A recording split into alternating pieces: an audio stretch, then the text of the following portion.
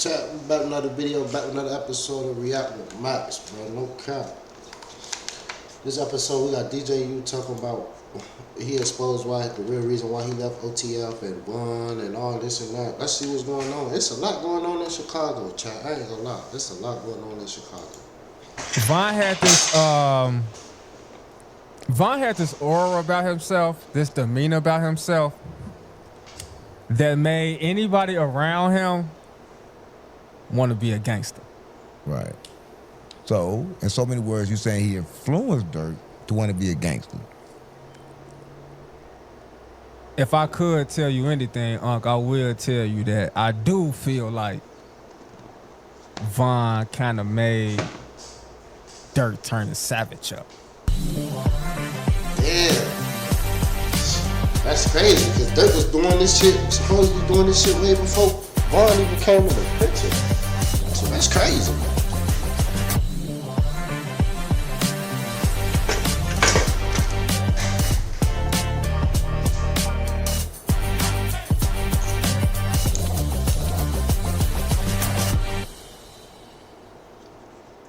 The streets unplugged. You know we gotta plug the streets in, because the streets ain't been plugged in a while. Made boy turn his savage up, Chad. Why you branch off when Von died? Like, what was it kind of like confusing? I heard everybody stealing his clothes and shit like that, but was it kind of like confusing? Why did you just branch off when Von died? It was really just a lot of hurt and disappointment on my end, a lot of anger on my end. I looked at it like, if y'all let Von die, y'all let anybody die. Y'all let anybody die. You see what I'm saying? And when I watched the video,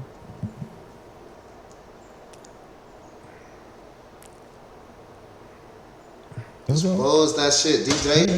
no, man. It's okay. Okay. A lot of, look, it's okay. Stop trolling, No, I'm free. It's okay. Cause listen, a lot of It's people okay. be It's like, okay. I don't know, this internet, you know, this internet is like chaotic, Right. where anything goes. There's no hold bars. Right. You know what I'm saying? That we talk about when we turn on these cameras, turn on these lights, put on these mics, like we talk about this for entertainment purposes, but this is really people's real lives. You know what I'm saying? And even as I talk to you right now in the year 2026, and I'm cool, I'm fine. But it reminds me of how traumatic that experience was. You know what I'm saying? Like, so, you know. So was a lot of trauma just being attached to you from being attached to them? Just the type of shit they were doing? Like, what was it like being around that type of environment? I heard Von was a loose screw. So was it like being in It was a lot that took place that I can't talk about. I mean, he dead. It don't matter. What do you mean you don't matter? He dead. It don't He matter. dead, gang. It don't matter. What do you mean it don't matter? How can you take it to the grave when you the same nigga that put on your 'Cause listen, platform and 'cause let let me- him snitch on the dead? You let FVG Butter get on and snitch on everybody. So just because Butter did it mean I'm supposed to do it? Right. Pick and choose. Right. I get that part. So what can you tell us about Von then that we don't know? I mean, it ain't nothing I can tell y'all that y'all don't know. Y'all know what y'all supposed There's to a lot know. that we don't know. We don't know, was he really a demon? Like He was. Like, why are we steady trying to discover that fact? We all know that. Right. Was he like a heartless demon, like a demon heartless out of nowhere, or was it like a demon with a heart? If you can just do it. Was it a heartless demon, like a demon out of nowhere, or was it a demon with a heart? I mean, folks had a heart for those who he had a heart for. If he ain't had no heart for you, then it's lights out for you. Right. Listen, it was rumored. Listen, it's rumored in the streets. I've been in the streets a lot, and you was close a lot, right? It's rumored that Von was unhappy with Durk at a time, and he made Durk push his music to a certain extent. That's what I heard. Right? Is any facts to that? You was around. Is any facts to that? Was he pressing on Durk to push his music? All right, so look, a lot of people want to push the Von versus Durk narrative. I'm not here for it. Come on. No bap. I'm not here for it, and you will never get that out of me. Right. But what I will share with you is Durk was kind of chill at one point. Right. Durk and Days. Shouting my beyond. You know what I'm saying? Right. Like, folks was chilling out. Right. But when Von got out of jail, Von had this aura about himself, this demeanor about himself that made anybody around him want to be a gangster. Right. So, in so many words, you saying he influenced Durk to want to be a gangster. If I could tell you anything, But I ain't gonna lie, DJ, you should have straightened that because you definitely just said that Durk was chilling out. You feel me? So you should have said King Von came around and made him turn it back up, like get back out his body. I don't feel like you should have, like, you feel me? I will tell you that I do feel like Von kind of made Durk turn the savage up. Right. Right. For sure. Is that like normal? Dealing with people come from Chicago that been in jail like that, is getting out and getting into this strictly into the fame. You think that was right for Durk to bring him straight in like that? Think that was kind of like expected? Well, in that case and point, Durk ain't really had no choice. Yeah, Durk ain't really had no choice. What do you mean you had no choice? I don't understand. Break that down, like J May. Yeah. Von already said what he was finna do. He was finna come home, take this nigga down, take that nigga down. But Durk ain't have no choice. See, that's what I'm saying. Look, this, Yeah, I need to know, like, what gives you no choice? man, you got me in a hot seat already. Damn, how long we been interviewing? It ain't even that I long. want to know what gives you no choice for real. Like, what gives you no choice? Man, R.I.P. King Von. Long live Von. Free Lil Durk. The demon. No, we ain't gonna free Durk. Damn. Yeah, Durk ain't really had no choice when Von got out, bro. Bro, Von was the real gangster, bro. I'm gonna tell you what I heard. Like, This is what I heard. okay, go ahead. This Tell what what you heard. I heard. You got some more water? Like, I heard. This is what I heard. Bro, you ain't p***ing no weed. You ain't got me no water. You ain't talking enough to get no cigarettes. Yeah. No, for real. This is what I heard. Tell right? you ain't talking And enough to get no this, I heard cigarette, no this, weed, right? no I heard water. that Von got out of jail once somebody did not testify, and whatever happened, now he was in debt. Now Durk was in debt to Von because he was in jail because of Durk's brother. That's what I heard. I heard Durk's brother? Yeah. Von was in jail on the murder. That ain't had nothing to do with Durk's brother. That's what I heard. Nah, hell nah. See, you be hearing the wrong shit. So what's the real A lot of y'all be hearing the wrong shit, and that's why I don't even entertain that shit or indulge in that shit. Like, So what's the reason? If we wrong, he was locked up on the murder. What does that got to do with Durk's brother? If we wrong, tell us the real reason then. I'm wrong. So what's the real reason? You know I don't. Right? So everybody watching this, we don't know. Plug us in. The streets unplugged. Hey, look. Why That's did he have to real. do it? Why? Why do you have to do something for somebody that's under you? Right? I'm Durk. Nigga, you under me. He was never under Durk. Oh my God. That's what I'm saying. How? Like, When Durk got all the connections, got all the money, got all the connections. This nigga ain't got no deals. This nigga ain't got no money. are you saying he was under him like business wise? Always, to me. Nigga, I think that they all listen to Durk. I mean, Durk, right. He came up under Durk, but listen, this is what I'm trying to tell you, bro. Listen. DJ, you ain't trying to put that shit What's on the this? floor. 2026? It's 1446. Right. LeBron James. He been in the league since 2003. Officer LeBron James dead, but that's Kobe Bryant. Come on. LeBron James What? is arguably the best basketball player ever, right?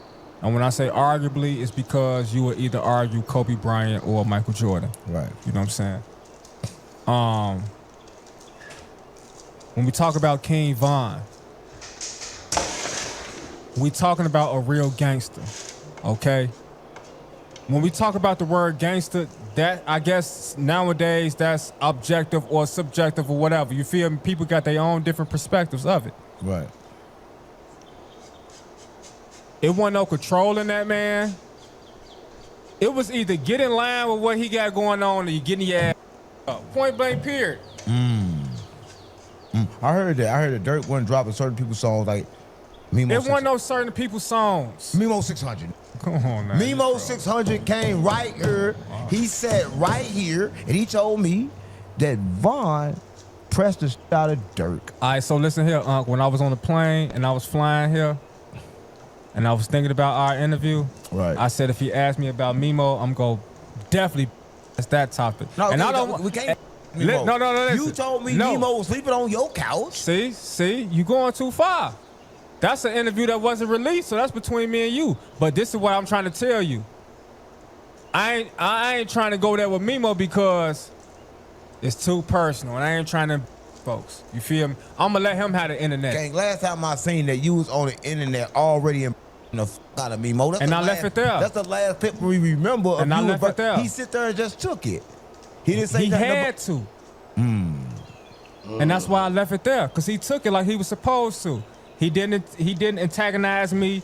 He didn't get on the internet and you know, prolong it. He took that on the chin like he was supposed to because he know he was wrong. For real.